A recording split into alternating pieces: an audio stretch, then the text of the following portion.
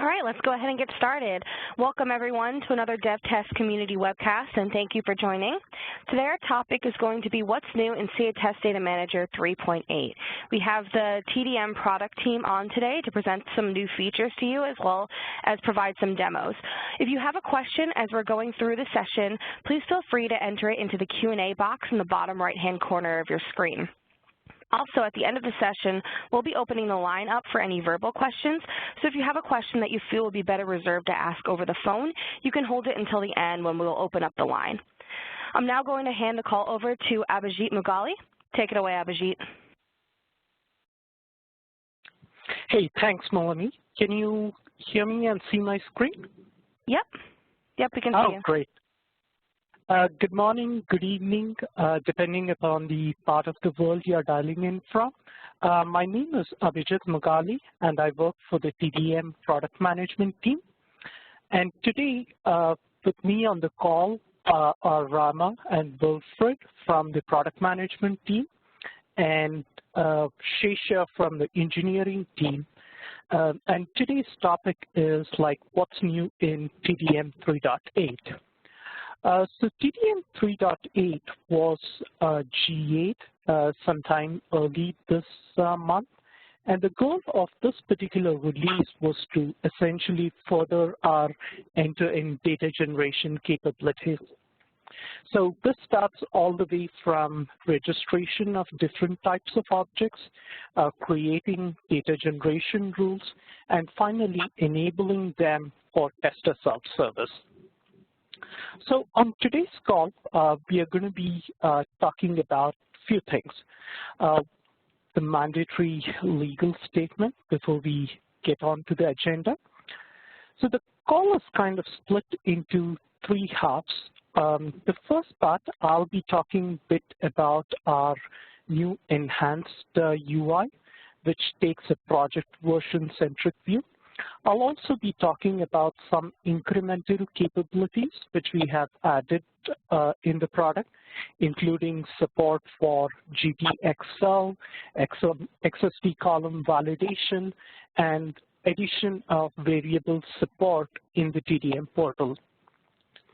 In the part 2 of the session, Rama and Shesha will be doing an end-to-end demo. And in the final part 3, Wilfred is going to talk about some of the enhancements which we have done to our publish engine. So with that, let me get started. So I'll be switching a bit between both the presentation as well as the actual TDM screens, but feel free to interrupt whenever you have questions. So one of the key items which we have introduced in TDM 3.8 is a project-centric view.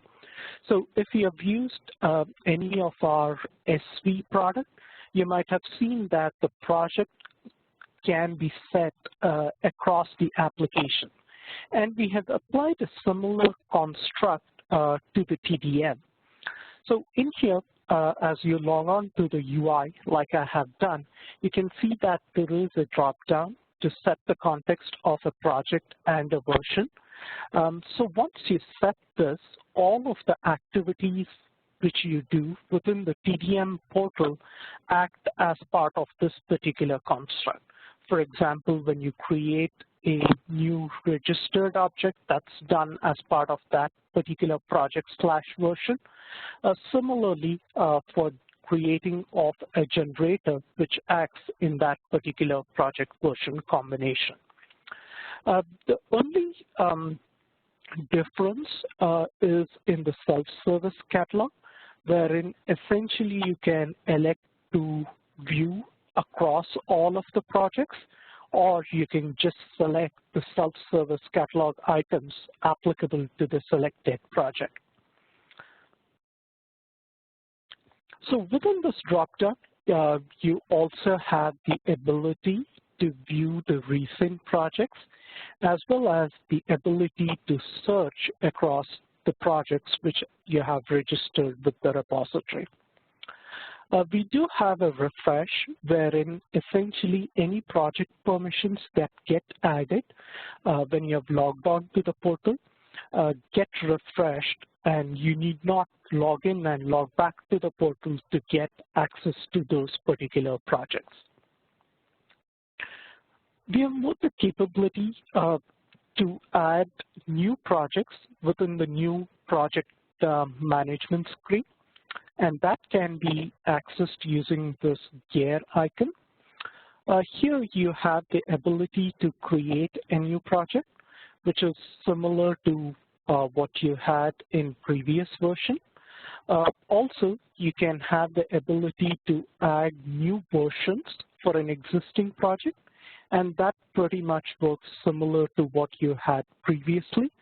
And finally, the ability to delete the projects. So with this project-centric view, this kind of helps you to set a context across the application and work in a context of a particular project version. So the next capability which we are going to talk about is the variable support. In the TDM 3.8 release, we brought in variables into the portal. The functionality pretty much remains similar to what is there in the Data Maker today, except for a couple of additions. So I'll talk a bit more about it. So there are various ways to create variables, in fact, 3 ways. So one of the ways is to go under modeling variables and hit a create variable. So let me just give a name here for zip, and let me just give the description as zip codes. One of the significant additions which we have done as part of 3.8 is the addition of a scope called as repository. So typically, if you looked at the Data Maker, you could have variables defined at various levels. So 3 levels were originally supported. So that one was at the project level. You could do further one down a level below at the version level. And finally, you had at a generator level. So we have introduced a new scope here called as the repository. And essentially, this allows you to define variables at the repository level, which means that it can be accessed across all of the projects within your TDM portal or the Data Maker. We have also cleaned up the types so that there are now just 4 types. So let me select a number here.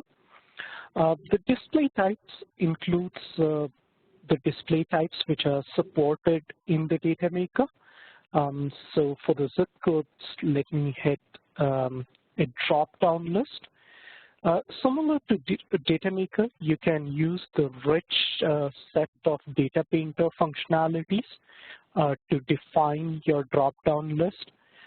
For example, let me select a seed list here, and let me see if I can find a list of your zip codes. Hit validate. Okay, and I'll hit insert. So our variable definition requires a definition of a default value. So let me go ahead and put a default value and hit on validate. So you can also supply a help message. This help message is essentially a tooltip which will be used when you use it in the context of a tester self-service. We'll see a bit more of it when we come to that part of the demo. So for example, here, let me just give a help message as please enter a valid US code. Similar to Data Maker, you can have options to define it as an optional variable or a display only, which makes it non-editable, or enable it to resolve prior to publish. So once you have the variables, you can use them in the context of the generator. So let me go ahead to a generator. Let me probably select all of the tables. So within the generator, there are like two ways wherein you can create the variables. And a lot of this came as part of the feedback during our validation. So one of the ways is to essentially define an unknown variable. So let's say I do a country over here, and I hit on tab. And since country has not been defined as a variable over here, what tends to happen is that it gives an error message with a pop-up which allows me to create a variable. So when I hit create variable, right, you can see that the name has been already pre-populated over here. I can provide a description and also the default value. So whatever you see over here is a basic view. You can see that there are certain aspects which are missing here, things like a drop-down box, the display type, and things like that. And that is available when you hit on advanced view. I'll just hit on cancel just to highlight one more way of creating a variable. So you can also do this using a data painter. So let me hit the paintbrush icon to go to a data maker. And one of the feedback which we heard over and over again is that you needed the ability to create variables in context. So for example, you had a SQL LOV function, or you had a SQL statement over here, and in a typical usage scenario, it would be typically set with a particular constant. Let's say it would be select employee ID or employee name, where employee ID is equal to 1, 2, 3, and there needs to be an ability wherein I can select 1, 2, 3 and parameterize it as a variable. So we have added a new functionality as part of the data maker, wherein essentially you can select a portion, highlight a portion wherever in the data painter, and hit on create variable. When you do that, what happens is that the default value gets populated automatically here. And that is really helpful when you have like a very large expression which you're trying to parameterize. So let me just give a description for it and set the context as generator and hit on save, right? So let me hit cancel. So you can get a working view of the variables when you hit on variables here. So here you can see that there have been certain variables which have been defined at the repository level, whereas others which have been defined at the generator level. And also you get certain important information like whether it has been inherited from a particular level or not. So this pretty much covers what we have in variables. So the next topic which we are going to quickly cover is the XSD column constraint validation. So in the TDM 3.8 release, we had the ability to bring in XSD constraints, which could be defined as part of the schema into the database, but we didn't surface it anywhere in the UI. So in this particular release, what we have done is that we have surfaced that as part of the UI. Like for example, in this particular XSD, right, if I just hover over a particular column, I can see that the constraints associated with this are displayed.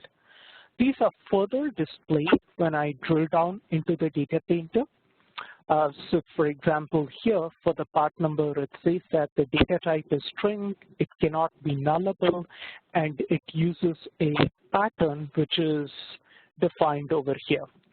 So if I hit one more pattern over here, right, it throws up an XSD constraint violation saying that it didn't match the constraint which was defined as part of the original XSD. So I'll just switch that back and hit validate.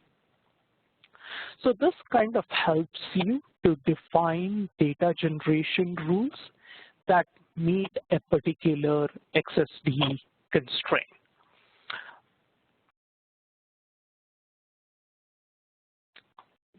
So the final topic which I had as part of my demo was the support for GTXL.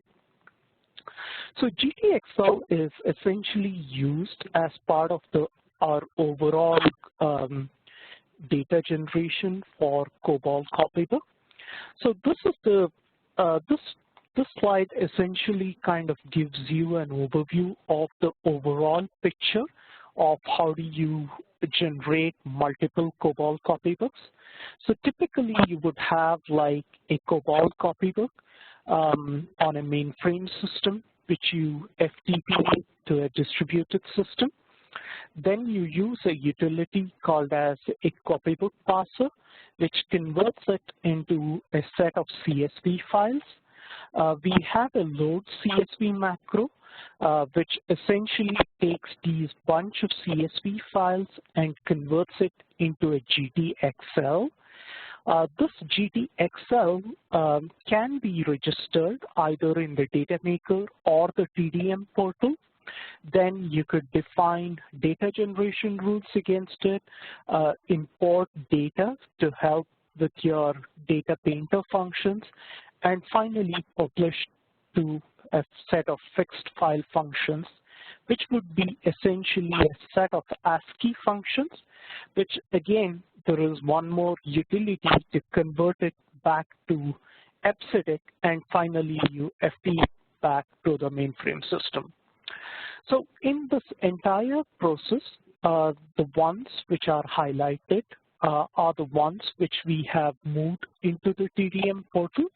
So essentially this is the middle bit wherein you can register a GTXL file, import data, define data generation rules, and publish it to an FT file.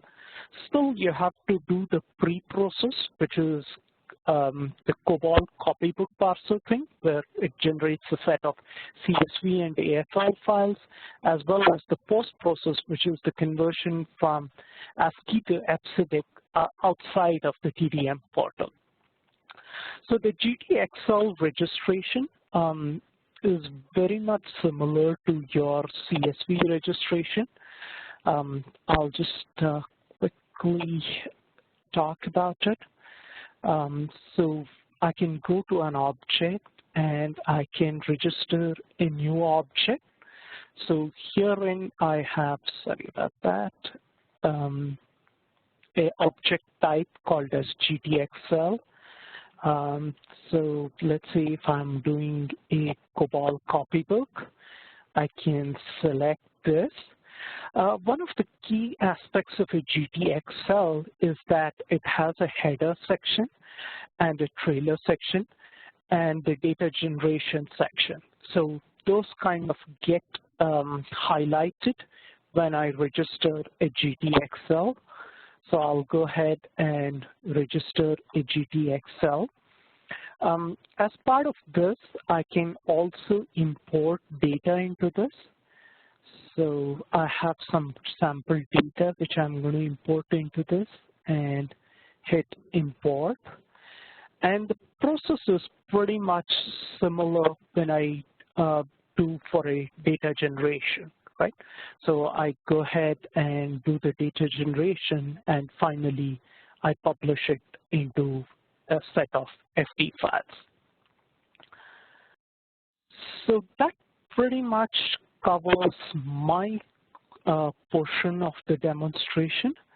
So I'll just pause here for a moment, and I'll at the same time hand over control to Rama, who will be taking over the next part of the presentation.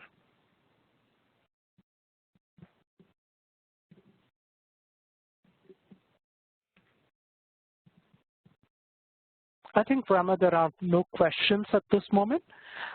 If you have questions, you can also type it on the chat box. I'll respond it during the course of the call, or else we'll have a section at the end to talk about Q&A. Thank you. Over to you, Rama. Thank you, Abhijit. Hope I am audible. Yeah, we can hear you. Yes, you are. Yeah, great. So, hello everyone. Today I would like to demonstrate the functionality of registering CSV file and also publish to different file types like CSV text and work with variables, which Abhijit has already demonstrated. So for the demonstration purpose, I have created a project by the name ABC Bank and also a generator. And once I am in the project, I click on Objects, I click on Register New Objects, I navigate to CSV file. It would ask for the files which we would like to register. I am registering 2 CSV files here. As we can see, both the files are shown here, and if I click on Import Data, the data in the CSV is also going to be imported and will be available for us to publish. As we have already created a generator, we select the generator and then say register. As we can see, the object has been registered successfully. When we go to generators and click on the generator, we can see both the files which are registered as tables for us to be used for publish. When I click on these 2 files, I can see that there are 2 tables with the data which is already available in CSV for me. Now I would like to generate more data into files. Employee ID, I'm just entering the number here. For the name, I would like to use the variables which we have already created. First name.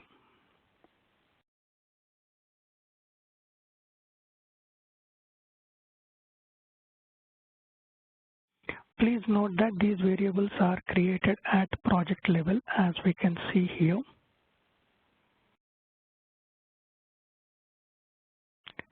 Email, let me just enter some text.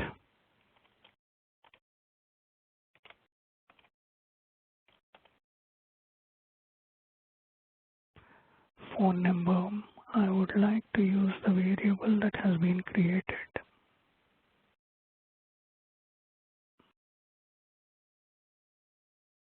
And for address,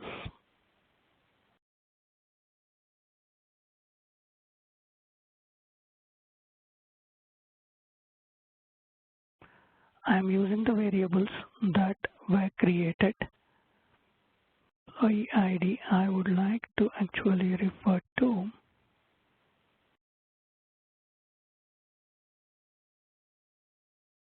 employee ID. Address ID, I would like to put it as 1, address 1. So let me see, employee ID.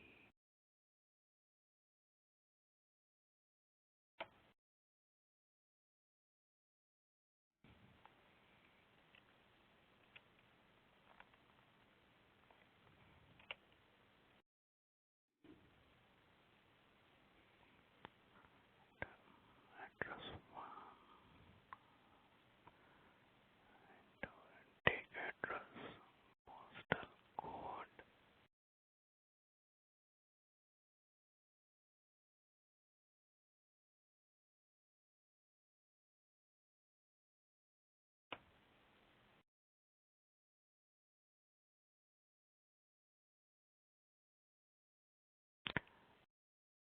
these are the variables which I have created for the demo purpose.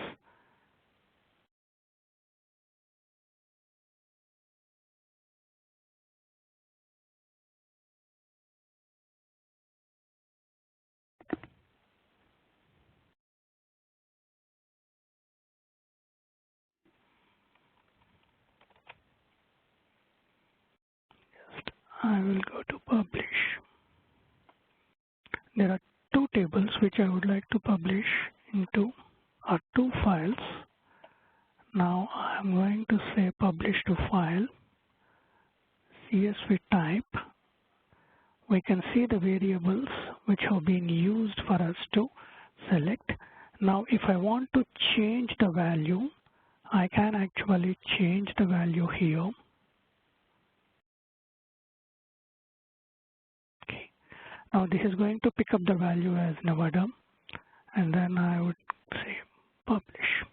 The job has been submitted.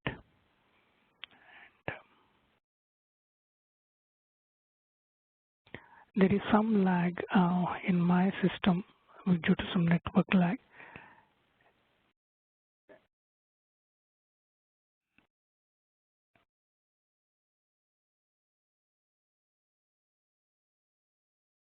So meanwhile, if anyone have any questions, I can take them up now because there is some, yep.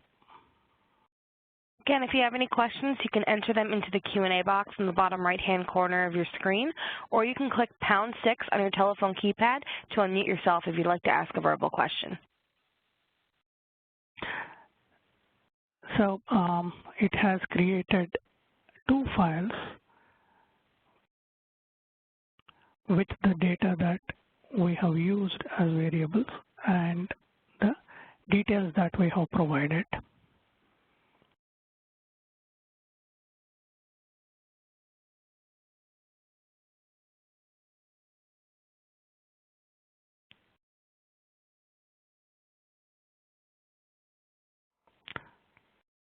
Okay, now let me close this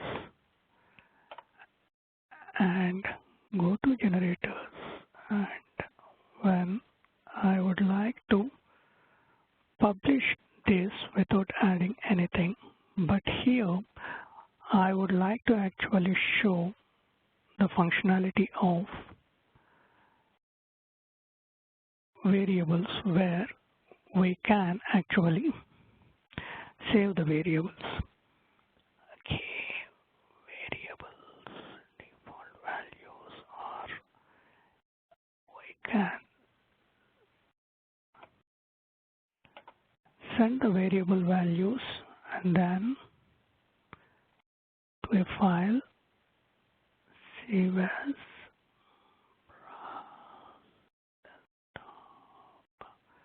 I can actually CSV file,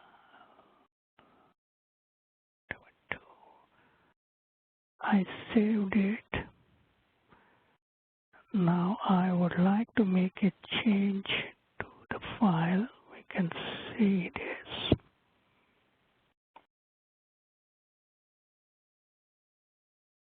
I would like to change the value to 333. Save this. Yes.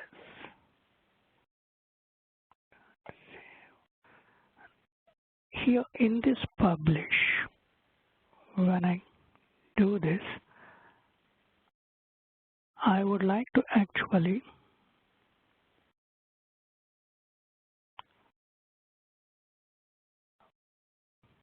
take the values from a file that I have stored. I'm going to use this load, and then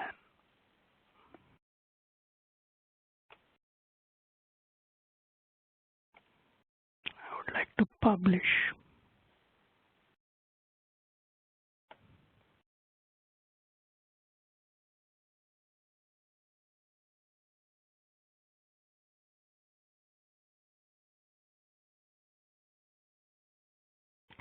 So as we can see, the data has been published.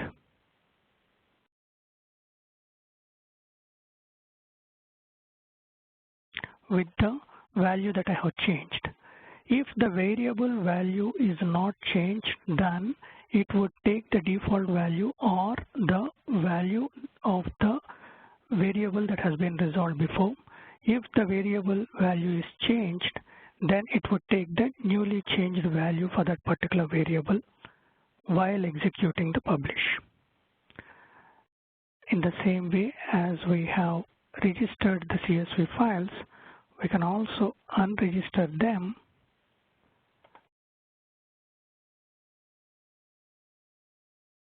and the registered file which has been registered before is unregistered now. This is what I would like to demonstrate in this demo. If there are any questions, we can take them up now. Hi Rama, Mahesh here. Hey Mahesh, how are you? Hi, I'm fine, thank you. I have a small question. So you tried to publish this to a file, and how did you manage to create multiple records? So because now, if I have two files which I have registered, and if I'm having two files from where I am trying to publish, it would actually create two files. If I have three tables which I have used to publish, it would actually create three CSV files. No, I mean the multiple records within the file, because the final file which you opened contained more than one record. So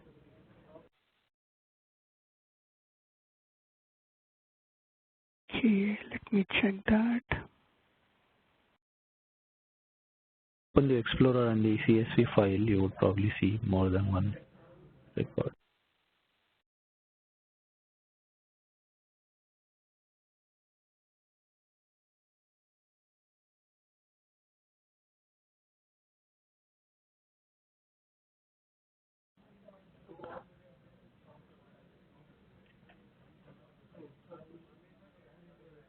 So it is appending to the existing file, it is append, which is already. It is just append. Right. Okay. It's just append only. Right. Okay. Fine. Got it. Yep. Okay.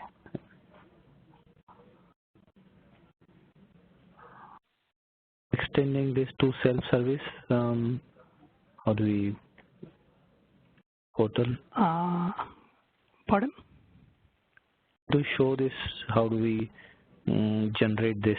Call this from self-service portal. So, Sesha? Yeah, Mahesh, that will be part of my demonstration. All right, okay. After Rama finishes, I'll be doing that. Perfect. Yeah, thanks.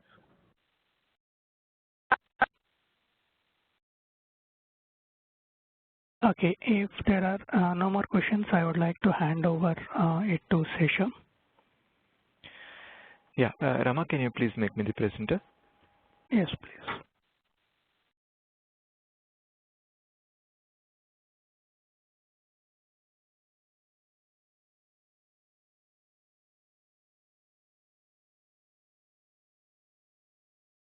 All yours, Sesha.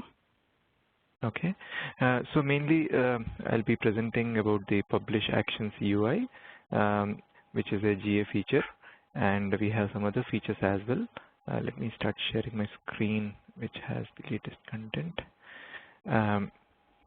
So the Publish Actions UI is one of the GA features which is now available in the portal. We can create the Publish Actions mainly of type SQL and host. And we also have some of the features like managing of ARD flows and creating generator configurations, which actually would avoid us to go to data maker for some of the activities like exposing the flows and all. Also, the new TestSL service is now using the TDM publisher, which is part of the portal, and by default it doesn't make use of data maker for doing the publish. So let me quickly jump to a demonstration. For that, what I would do is I would create a new project, which I'll call as file publish, which is currently not there. So I'll just search for that and create one.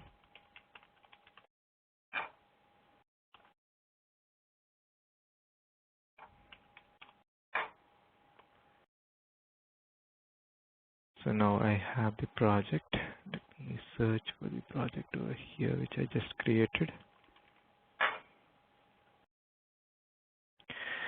Now I would basically register one of my CSV files to this particular version.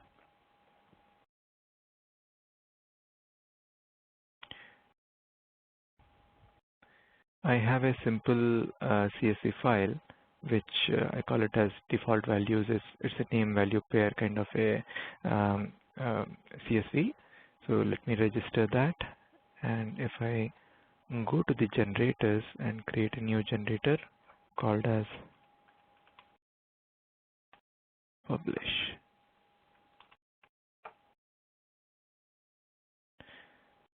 Now I can see that the CSV was registered, and the format of that is quite simple. It has two fields, which is test and var1. Let me create a variable which I would use in the publish design. Let me call it as a prefix, and let me take a drop-down list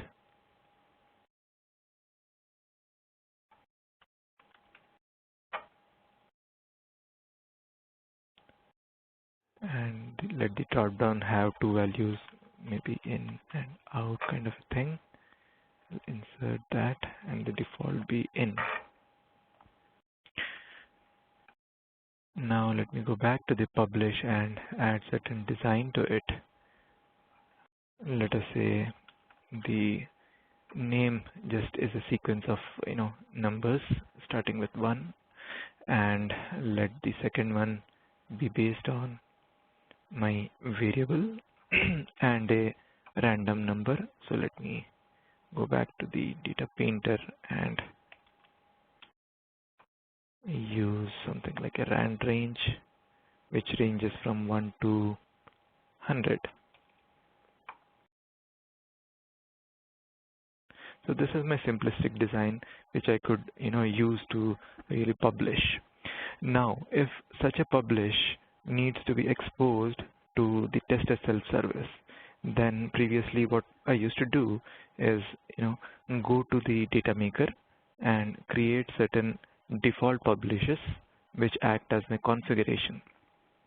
And also there used to be many miscellaneous steps like making the data pool and the hierarchy available on demand, and also I need to have a placeholder where I actually store the Agile Designer flow. Now all these operations now could be done using the portal if you are doing the pure publish, which is not related to the test match, but if you are doing pure publish, it is all available using the portal. Now for that,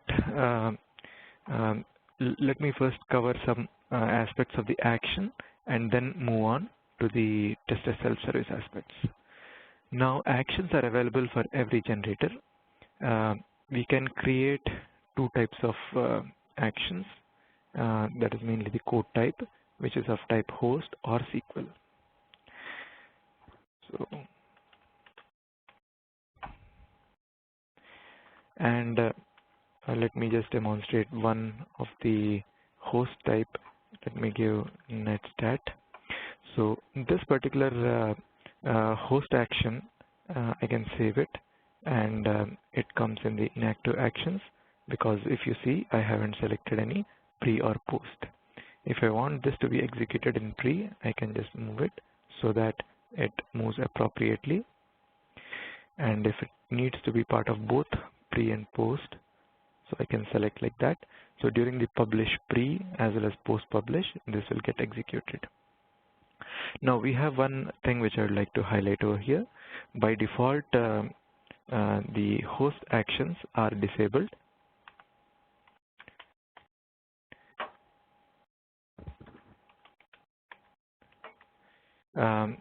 And this can be controlled using the application.properties, this particular field. If you make it to true, you'll be able to run that both in the portal as well as during the publish. So in my case, it is the default, which is which restricts it to be run So if I just click on this, it would say host actions are not enabled. But if we enable, it will run it appropriately. Similarly, I can create SQL actions where I need to select the code type as SQL. I can select on which connection profile this particular SQL would operate on. If I have any stored SQLs associated with the project, I can select it using the drop-down, or else I can give a direct code kind of a thing.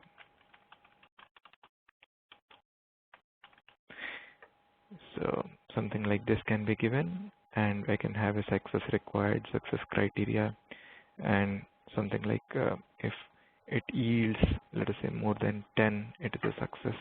I can put certain conditions like this and save it. And if I try to run this, it will give appropriate results for me.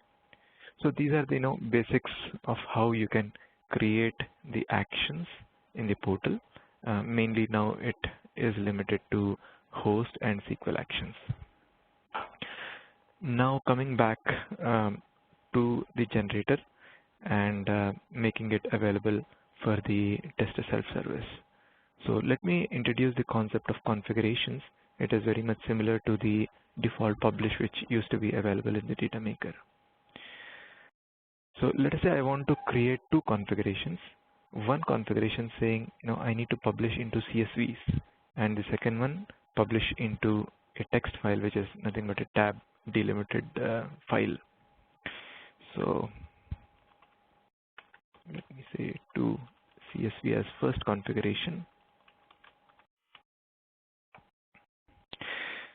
And here I select the file, and the type of the file is CSV. I can also set the default repeat counts. Let us say for CSV I want 2 by default, and save this configuration. I can test this configuration whether the publish happens successfully or not. If I click publish, now I see that this got properly published. Let me check on that. I got 2 records. So here I'm basically testing my configuration, and I'm happy as a test data engineer. Then I'll make it available for the testers so that it will be available as a drop-down, and then save it. Similarly, I can create a new configuration which publishes to a TXT.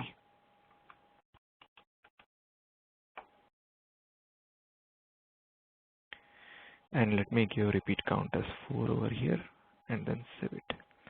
I may not want to test it right now and make it available readily. Now the configurations are available for this particular generator. I need to create, as usual, the tester self-service flow to make it using the Agile Designer. For that, I'll use the Agile Designer in this particular machine.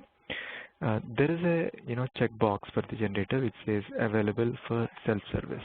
So it is as good as in data maker we used to have, make it available on demand, so that this generator would be available in the Agile Designer.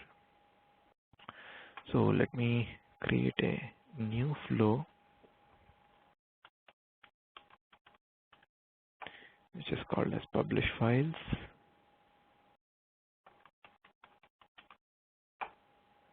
Publish. Here I can select my newly created project, which was file publish, and you can see that this publish is being shown over here. This is because I had selected available for self-service, and it also shows the variables which are I created within that generator.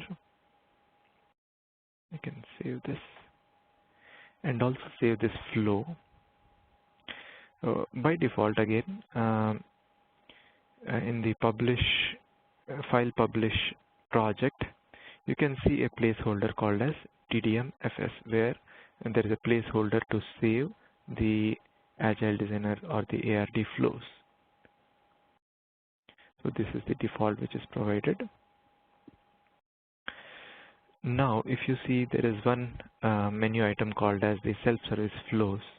So this gets shown up whatever I store for this particular project and version. Now, this won't be available in the self-service catalog unless we make it available. So to make it available, now we have another option called as showing self-service catalog. Once that is done, it will be available for the testers. So let us see how this behaves. Now, based on my variable, I can have in or out as a prefix for the second entity in the file. I can publish to CSV or text. Let me first try with CSV, having 5 records, and then request. Now it has completed, and let me see the results. So I have 5 results with variable in and random values between 1 to 10. So let me also try out publishing to text file. To text, you can notice that the repeat count is getting adjusted as per the configuration. Let me change that to 10. And also change this to out. Do a request. So it completed, and I can check the results. This is a tab separated text file having 10 records, and the value of the variable is appropriately selected, and I have a random range from 1 to 100. So that mainly covers the main demo aspect. As you might have seen, the publish is in this case by default for 3.8 release. It uses the publisher service, and we can control whether we want to use data maker or use by default the publisher service. So it is controlled using this parameter in the application.properties file. So if this is made to true, tester self-service by default would route the publish operations to data maker. There is another top level property, which is this. If the publish goes to publisher service and publisher service wants to delegate it to data maker, then this can be made it to true. So these are the two properties which could be used to redirect the publish to data maker or not. But the preferred and default value is that publisher service to be used. And also a note is that the generator configurations which we just have demonstrated, it works with the publisher service but not with the data maker. Yeah, I'm pretty much done with the demo. Any questions for me?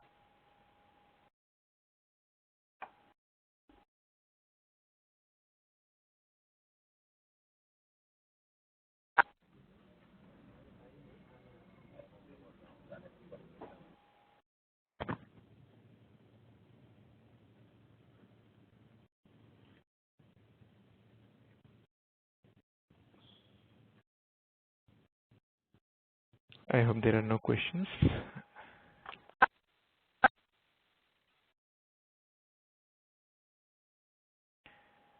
Sajjan, do you want to give me control and then I can? I have made Wilfred the presenter. Wilfred, over to you. Right. So I am going to talk about enhancements we have put into publish service. So you see all the features that we have implemented up to now. It helps you save time. It helps you to move things quicker forward for your publish. But when we then come to actually executing the job, we always had a delay because data maker was pretty much old. It was not implemented in an optimal way. There was a lot of redundant code, and we needed to re-review how the publish engine was implemented. So the new publish engine that is on here, it provides you a lot of improvements on the speed of execution. We identified 4 areas that are simple or quick that we can address, and that would give us a lot of gain in speed. One was how publish is executed. So each publish, you have multiple iteration loops. We found that in DataMaker, a lot of the stuff were done within the iteration loops. So when you execute, it just repeats the same thing again and again. So what we thought is we move things out that can be moved out of the iteration loop and let just the core iteration run in the middle. Then the other part we had is generated duplicates, how we can check for it. Instead of DataMaker, which everything was held in memory, we started using the repository a lot, using temporary tables. We store only primary and unique keys instead of everything. And it helped us move things a little bit faster, and it also helped us to reduce the amount of memory we would need to run publishes. We also use now DBMS to detect any duplicates. So if there are duplicates on entries, we can just use the insert in DBMS and we'll just throw back an error if there's a duplicate. So use utilities that already exist rather than having to rewrite things. That made us a lot more scalable because we would use a lot less memory with 3.8. Column references, again, in DataMaker, it seems to be referencing across all the different iterations, whereas here we came back to just focusing on the main iteration, so we would refer to the columns within that one iteration only. Variable substitution is another part that we looked at, because at the moment, when you use DataMaker, when you have a list of variables, it goes each variable and looks in the expression whether it exists. We just flipped that around and said, look at the expression, find the variables that exist, and see what we need to substitute with. So all of that gave us a lot of savings on memory and speed on the publish. I wanted to quickly go back. So when we talk about speed, I want to make sure that I can show you guys the speed before I talk a little bit further. So I set up the same project on both. We have employee details in DataMaker, and if I go into generators, we have the employee details in Generator.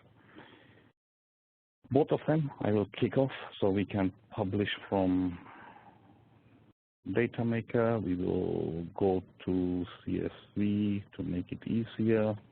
Let me give it 10,000 repeat.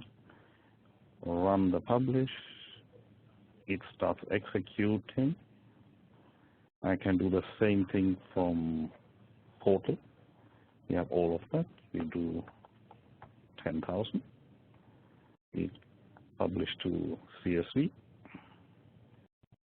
and execute the publish. So both of publishes have been kicked off because it's going to take some time, so I wanted to start kicking that off and then go through the slides so we can see which finishes first.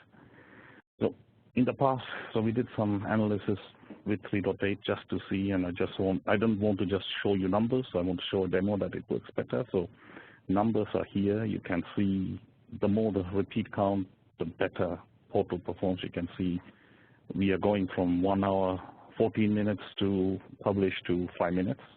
So it's a considerable amount of speed that we gain. We have tested that across DB2 on some of the customer sites or customer configurations to see how performance gets better. And you can directly compare DataMaker that took 3,158 seconds, whereas Portal takes 233 seconds. Same thing we did for SQL.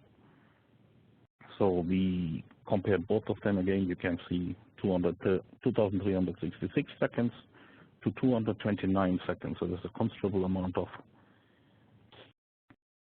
saving we have on time. Now I want to go back. So that's pretty much what we did. I just want to show that the job completes, and I want to have a look at where we are. So we started with Generator to publish. It's still executing.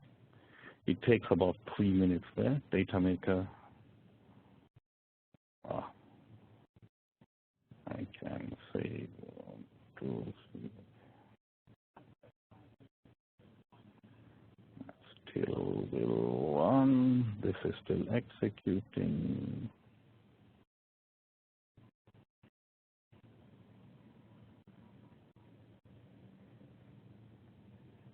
But in the meantime, if you guys have any questions while this is executing, let me know if you have any questions on the others as well. Feel free to ask now, because this will take about a minute to execute.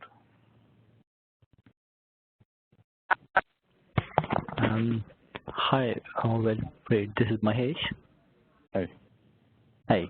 So I think what you said that the variables, when the data maker used to traverse through variables, actually you was traversing through all the variables. So similarly, the test match was also working in that manner. So it used to traverse through every single row of a data pool or test match data pool. If the test match is moved to this new service, I hope that is also addressed here, or it still doesn't use the new service for test match. Test match is not yet ported, Mahesh, so yeah. it is being planned for the next, not this PA, but the next PA. So yes, that would be one of the things that would be taken up when we start porting test match on. Correct. So in case if we have to run, use both. So for the file, so I moved to nationwide, so we have two things. One is test matching as well as the synthetic data creation to files or XML files. So would we be able to use both the services in parallel for two different things? Yes, there is a flag which we need to set as part of configuration properties. We can discuss that offline, Mahesh. We'll provide you the details. Yeah, that's fine. I wanted to hear yes or no. Yes, I'll take it. Thanks. Okay, I just want to quickly recap. So data maker is still running. You got Portal is pretty much done and finished. You can download, you can have a look at the CSV file. And I can open that. I don't have Outlook on this, but you can see it's completed much quicker than data maker. That's pretty much it from my side on this.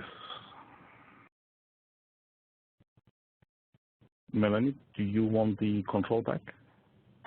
Yeah, sure. Thank you. I'll take it. Okay, so at this point, we're going to open the line one last time for questions. If you have any questions, you can feel free to either enter them in the Q&A box or ask them verbally. We're going to pause for just a minute to see if anyone has any questions.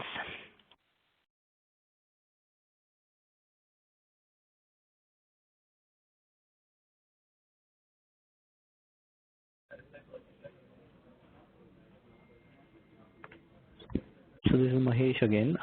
Probably would like to use XML generation. I'm trying to use an XML generation, so there's a separate case handled. So I would probably come back to you guys if I need any help on this on XML. But the CSV file generation has helped me to understand the process for XML generation, and probably follow this on similar lines and come back to you. Rama and Sure, Mahesh. Mahesh, I think you had a question on the community, right? So I just replied back with a link where we have demoed that. Maybe just have a look at that. That will give you a lot of context on this. Yeah, thanks, Abhishek. I have seen your reply, and I'm yet to see the demo. I would probably see in a day or two and try that myself before coming to you for any questions. Thanks for that. Yep, sure, welcome. We have another question in from Srini S. Is the TDM 3.6 portal connectivity timeout issue addressed in 3.8?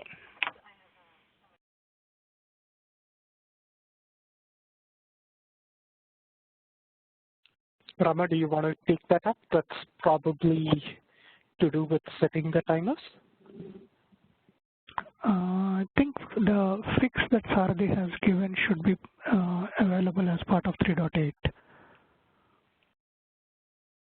Yeah, so the issue is being addressed. Okay, great. Okay, I don't see any more questions, so at this point, I'm going to go ahead and wrap up. I am launching a poll right now that asks you guys to please rate the quality of the webcast topic today. We appreciate your feedback, and we use it in order to schedule future sessions. In addition, we have a few more DevTest webcasts coming up. In the beginning of November, we have a webcast on running SV on Docker, as well as scaling out virtual service environments on simulators. So if you're interested in either of those, please head to the community and RSVP. If you have any questions you think of following this webcast, you can always either ask anyone that was a presenter on today's call, or you can enter a question into the community. We're always happy to provide responses to any questions you enter in. Otherwise, the recording and the slides from today will be posted to the DevTest community later today, so keep an eye out for that. And thank you so much for joining. I hope everyone has a great day, and thank you to the TDM team for presenting today. Have a great day, everyone. Thank you. Bye. Thank you. Thank you. Bye-bye. Bye.